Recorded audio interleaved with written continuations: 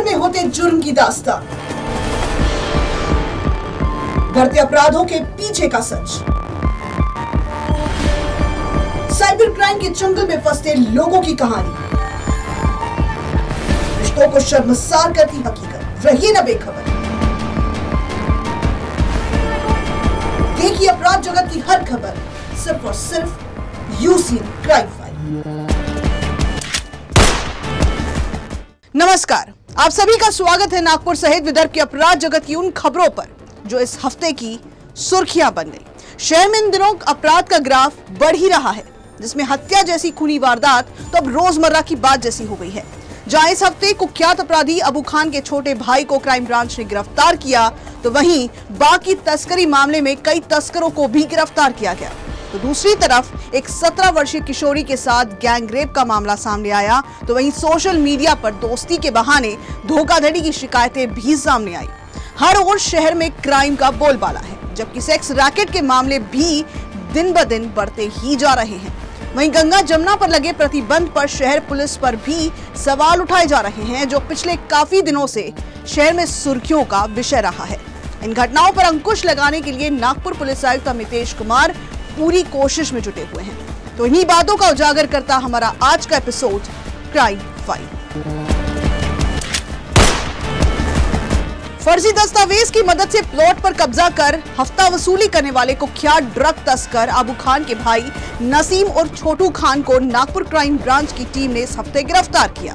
इसके साथ ही अबू खान के खिलाफ सक्करदरा पुलिस थाने में 5वां मामला भी दर्ज किया गया। इस गैंग के खिलाफ लगातार सामने आ रही शिकायतों के बाद अब पुलिस इस मामले में आरोपियों के खिलाफ कठोर कार्रवाई करने की तैयारी में है।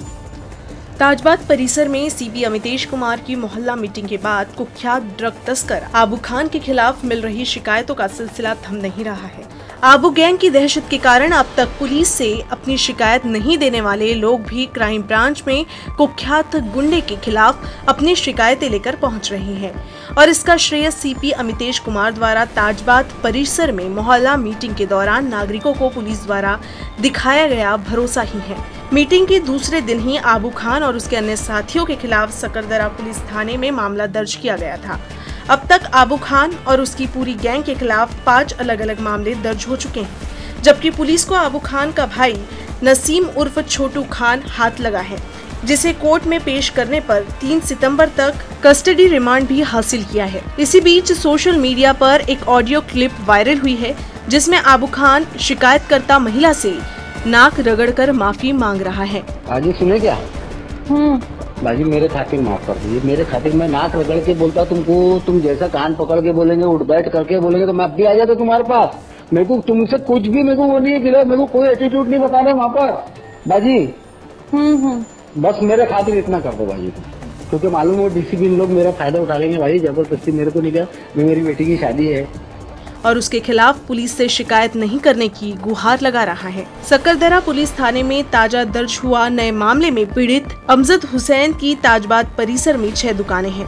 आबू व उसके भाई शहजाद अमजद और अन्य साथियों ने मिलकर 2006 में फर्जी दस्तावेज के आधार पर दुकान पर कब्जा कर लिया था। कब्जा छोड़ने के नाम पर 50,000 रुपए भी लिए थे। उसके बाद इस दुकान को किराए पर देकर पैसे वसूल करने लगे। हालांकि सौंदर्यीकरण में दुकानें टूट गई, जिसके कारण आबू टोली ने फर्जी दस्तावेज पेश करके ट्रस्ट से भी नई दुकानें हासिल करने का प्रयास किया। अब जबकि अबू खान के खिलाफ लोग खुलकर शिकायतें लेकर पहुंचने लगे हैं, जिसके बाद फिर्यादी भी क्राइम ब्रांच में पहुंचा और अपनी शिकायत दर्ज करवाई।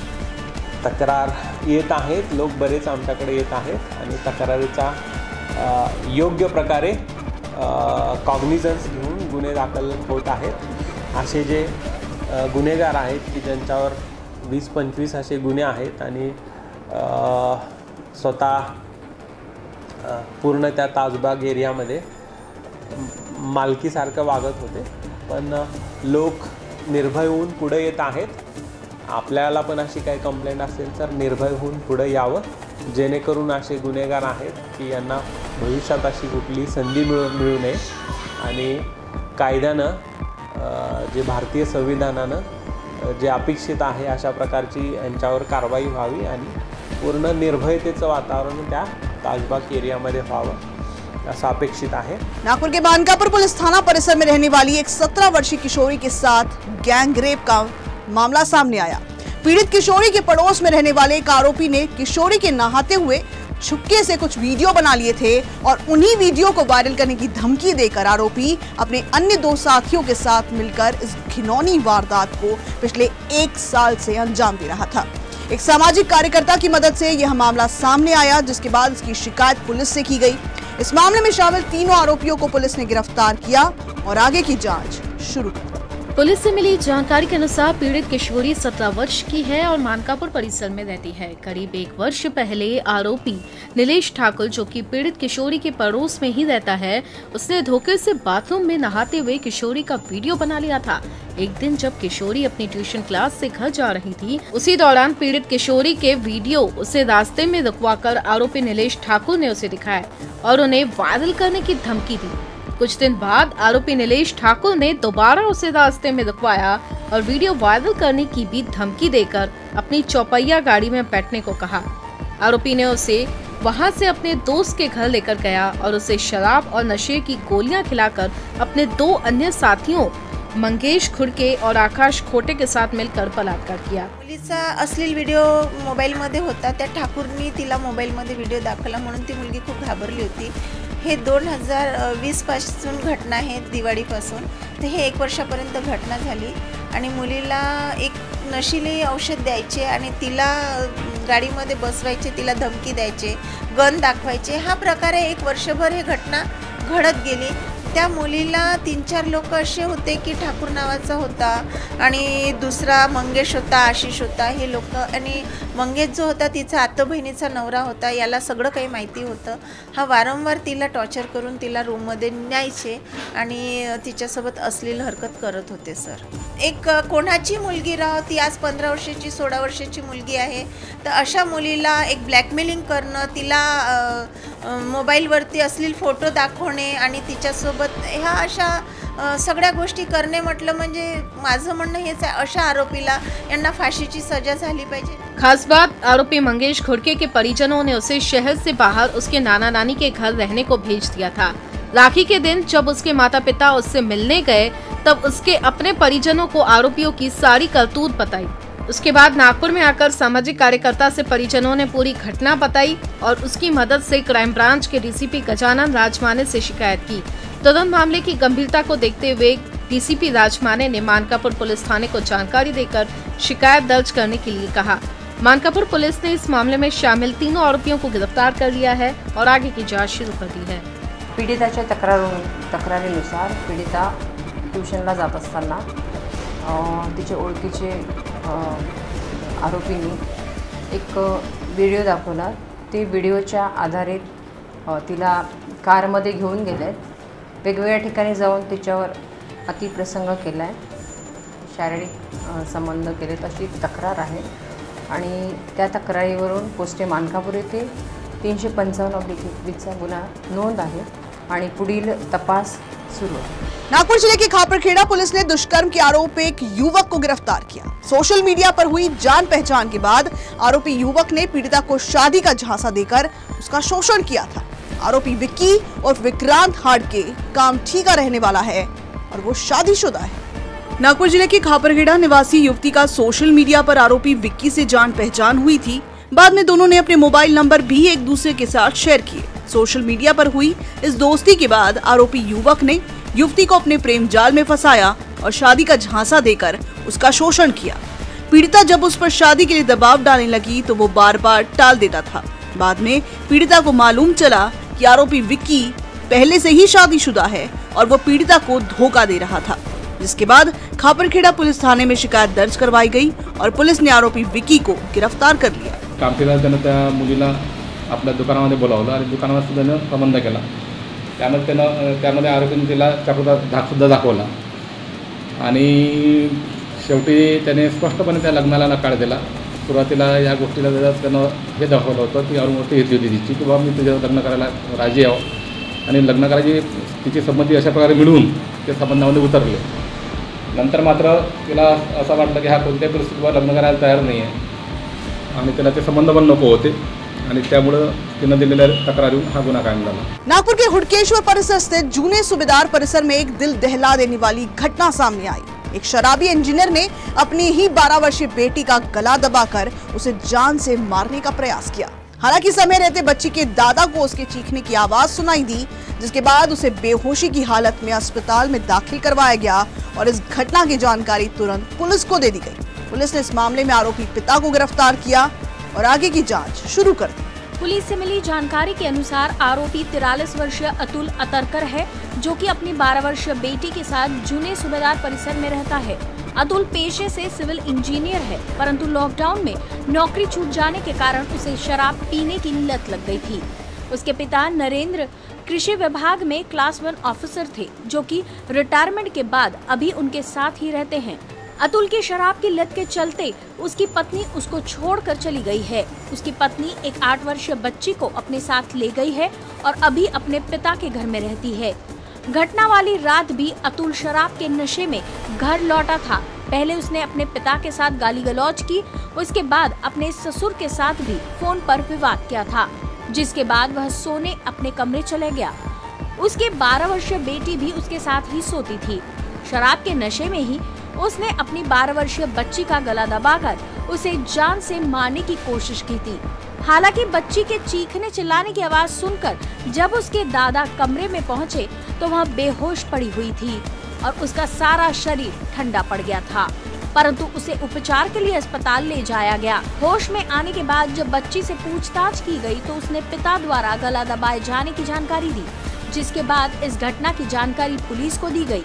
पुलिस ने आरोपी को गिरफ्तार कर जेल भेज दिया है और आगे की जांच कर रही है। दोन मुली, लहान मुलगी पत्नीसोबत राहायची आणि मोठी मुलगी आरोपीसोबत राहायची। परवा रात्री आरोपी घरी आल्यानंतर दारूच्या नशेत घरी आला तो। वडिलांशी त्याचा वाद झाला आणि त्याच वेळेस त्याने सासऱ्यांना पण कॉल केला होता। सासऱ्यांशी पण त्याची काहीतरी बाचाबाची झाली। तर संतापाच्या भरात जेव्हा मुलगी रूममध्ये झोपायला गेली तेव्हा तो गेला, तर त्याने मुलीचा गळा दाबला। मुलीला वॉमिटिंग झालं आणि मुलगी एकदम थंड पडून गेली। तिचा किंचाळण्याचा आवाज ऐकून आजोबा पळत गेले होते। त्यांनी तिला तत्काळ उपचारार्थ रुग्णालयात दाखल केलं आणि ती शुद्धीत आल्यानंतर तिला विचारलं तर तिने सांगितलं वडिलांनीच गळा दाबला है। त्यावरून आपण आरोपी विरुद्ध गुन्हा दाखल करून आरोपीला अटक केलेली आहे। उधर अमरावती जिले के धारनी तहसील के सुसरदा गांव में एक कलयुगी बेटे ने ही अपने जन्मदाता पिता की हत्या कर दी। घरेलू विवाद में आरोपी ने अपने पिता पर डंडे से वार कर उन्हें मौत के घाट उतार दिया। अमरावती जिले के धारनी तहसील के सुसरदा गांव में रहने वाले शेलेकर परिवार में पिता और बेटे के बीच पिछले कुछ दिनों से किसी बात पर वाद विवाद चल रहा था। घटना वाली रात भी मृतक सोनाजी शेलेकर का उनके बेटे से झगड़ा हुआ, जिसके बाद बेटे ने गुस्से में आकर अपने पिता पर लकड़ी के डंडे से वार कर उनकी हत्या कर दी। इस घटना के बाद पड़ोसियों ने पुलिस को हत्या की जानकारी दी, जिसके बाद पुलिस ने शव को पोस्टमार्टम के लिए भेजने के बाद मामले में जांच पड़ताल शुरू कर दी। शराब और गांजा पीने की लत के चलते ही एक युवक नागपुर शहर में चोरी की वारदातों को अंजाम दे रहा था। आरोपी ने कुछ दिन पहले एक घर में रात के समय सेंध लगाकर 3 मोबाइल फोन चुराए थे, जिसकी जांच में ही आरोपी पुलिस के हाथ लगा। इससे पहले भी सदर परिसर से आरोपी ने एक ऑटो चोरी किया था, जिसे भी आरोपी के पास से 5 पावली पुलिस ने बरामद किया। पुलिस से मिली जानकारी के अनुसार आरोपी 20 वर्षीय अभिमन्यु चौहान है, जो कि गांजे और शराब पीने का आदी है और अपनी इसी लत के चलते वह शहर में चोरी की वारदातों को अंजाम दे रहा था। फिरियादी अमित गुरबेले के घर से कुछ दिन पहले रात के समय आरोपी ने 3 मोबाइल फोन चुराए थे। हालांकि नशे में आरोपी परिसर में घूम रहा था और उसी दौरान उसे फिरियादी के घर का मुख्य दरवाजा खुला दिखाई दिया, जिसका फायदा उठाकर ही उसने इस चोरी की वारदात को अंजाम दिया था। जांच में पुलिस ने चोरी के मोबाइल के सीडीआर को ट्रैकिंग पर डाला था और आरोपी ने अपने भाई के नाम से ली गई एक सिम कार्ड एक चोरी के मोबाइल फोन में डालकर इस्तेमाल किया था, जिसके चलते ही आरोपी की लोकेशन और एड्रेस पुलिस को मिला और आरोपी को गिरफ्तार कर उसके पास से चोरी के 3 मोबाइल फोन बरामद कर लिए गए। पूछताछ में आरोपी ने सदर परिसर से एक 3 व्हीलर ऑटो को भी चुराने की कबूली दी है, जिसे भी आरोपी के पास से बरामद किया गया है। आमच्या मोबाईल चोरीवरती आमच्या डिटेक्शन पथकाचं विशेष लक्ष असतं। माझं एक डिटेक्शनचं पथक आहे, विजय यादव, आणि त्यांचं पूर्ण पथक आहे। त्यांना मी कामगिरी सोपवली होती आणि त्यांनी अत्यंत कुशलतेने त्यांचं सगळं नेटवर्क वापरून अभिमन्यू चव्हाण या मोबाईल चोराला पकडलेलं आहे. त्याच्याकडून 3 मोबाईल अँड्रॉइड सिस्टम असलेले 3 मोबाईल आणि एक ॲटो रिक्षा हा रिकवर केलेला आहे. असा त्याचा PCR आहे. अजून त्याच्याकडून रिकवरी घेणं अपेक्षित है. अकोला जिले के अकोट में कोरोना वैक्सीनेशन की फर्जी टीम बनाकर लाखों रुपए की लूटपाट करने वाले गिरोह को पुलिस ने पकड़ लिया है. पकड़े गए 7 लुटेरों में 3 महिला और एक नाबालिग का समावेश है. पुलिस ने लुटेरों के पास से लूट का माल जब्त कर लिया. अकोट शहर में वेस इलाके में रहने वाले व्यापारी अमृतलाल सेजपाल अपने परिवार के साथ रहते हैं. मंगलवार दोपहर कुछ पुरुष और महिलाएं खुद को कोरोना वैक्सीनेशन की टीम बताकर उनके घर में दाखिल हुए थे और इस फर्जी टीम ने घर में मौजूद सेजपाल परिवार के सदस्यों को बंधक बनाकर घर में रखा, कीमती सामान पर हाथ साफ कर दिया था. दिन दहाड़े इस तरह से हुई लूट की घटना की शिकायत दर्ज होने के बाद पुलिस ने भी इस मामले को गंभीरता से लेते हुए तहकीकात शुरू की. पुलिस ने 3 दिनों में ही इस लूटकांड का पर्दाफाश कर लुटेरों को हथकड़ी पहना दी. गिरफ्तार सभी लुटेरे एक ही परिवार के हैं और इस गिरोह में 3 महिला समेत एक नाबालिग भी शामिल है. पुलिस ने लुटेरों के पास से लूट के माल को भी बरामद किया है. नागपुर के गणेशपेट पुलिस थाना परिसर स्थित वर्धमान अर्बन कोऑपरेटिव बैंक के एटीएम से क्लोनिंग किए गए अलग अलग एटीएम कार्ड से अज्ञात आरोपियों ने 1.5 लाख रुपए निकाल लिए. आरोपियों की सारी करतूत बैंक के एटीएम में लगे सीसीटीवी कैमरे में कैद हुई, जिसके आधार पर बैंक व्यवस्थापक ने इसकी शिकायत पुलिस से की. सीसीटीवी फुटेज के आधार पर अब पुलिस आरोपियों की तलाश में जुट गई. गणेशपेट थाना अंतर्गत सीए रोड स्थित सेवा सदन चौक के पास अर्बन कोऑपरेटिव बैंक का एटीएम है. 17 और 18 अगस्त के बीच 2 अज्ञात आरोपियों ने बैंक के इसी एटीएम से क्लोनिंग किए गए अलग अलग एटीएम कार्ड के माध्यम से करीब 1,50,000 रुपए की राशि निकाली थी. बैंक के मैनेजर द्वारा जब एटीएम में डाले गए कैश का मिलान किया गया तब इस धोखाधड़ी की बात का पता चला और उसके बाद एटीएम में लगे सीसीटीवी कैमरों की जांच की गई, जिसके बाद 17 और 18 अगस्त के दिन दोनों आरोपी एटीएम से पैसे निकालते हुए दिखाई दिए, परंतु इसका कोई भी रिकॉर्ड बैंक के पास मौजूद नहीं था. बैंक व्यवस्थापक द्वारा इसकी शिकायत तब गणेशपेट पुलिस को की गई थी. पुलिस ने अज्ञात आरोपियों के खिलाफ मामला दर्ज किया है और आगे की जांच कर रही है. 17/21 रोजी 10,000 रुपयाचे 9 ट्रान्झॅक्शन्स असे 90,000 रुपये आणि 18 रोजी 10,000 रुपयाचे प्रत्येकी 6 ट्रान्झॅक्शन असे 60,000 रुपये एकूण 1,50,000 रुपये काढून घेतलेले आहेत. त्यामध्ये जे कार्ड वापरलेले आहेत आरोपींनी ते क्लोन केलेले आहेत आणि ते कार्ड आहेत ते SBI बँकेचे आहेत. SBI बँकेने ज्यावेळी त्यांना रिपोर्ट दिला वरतून त्यावेळी त्यांनी त्यांची एक गोष्ट लक्षात आली. त्याप्रमाणे त्यांनी गुन्हा दाखल केलेला आहे. आपण त्यांची फिर्याद घेऊन गुन्हा दाखल केलेला आहे. ते फुटेज वगैरे आम्ही ताब्यात घेतलेला आहे. संशयित आरोपींनी मास्क वगैरे लावलेले आहे तर त्यांचा शोध घेण्याचं चालू आहे. लवकरात लवकर त्यांना ताब्यात घेऊन आम्ही अटक करू. टाइगर कैपिटल कहे जाने वाले नागपुर वन विभाग अंतर्गत पिछले 1 सप्ताह में 4 बड़ी कार्रवाइयां कर 18 लोगों को गिरफ्तार किया गया. 2 दिन पहले भी बाघ और अन्य वन्य प्राणियों के तस्करी मामले में नागपुर विभाग की टीम ने 2 तस्करों को गिरफ्तार किया था. नागपुर वन विभाग को सूचना मिली थी कि नागपुर चंद्रपुर महामार्ग के वर्धा रोड टी पॉइंट के पास बाघ के नाखून बेचे जा रहे हैं, जिसके बाद अधिकारियों ने जाल बिछाकर जानवर के अवयव और 2 आरोपियों को गिरफ्तार किया.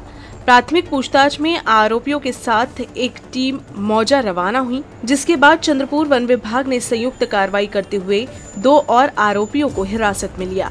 एक आरोपी को लकवा लग गया है, इसीलिए उसे हिरासत में नहीं लिया गया, लेकिन उसके घर की तलाशी ली गई, जिसमें बाघ की हड्डियां, मूछें, दंत, खाल के टुकड़े, मोर के पांव आदि बरामद किए गए. ये पूरे मामले पर वाइल्ड लाइफ प्रोटेक्शन एक्ट 1972 के अधिनियम विभिन्न धाराओं के तहत दर्ज किया गया है.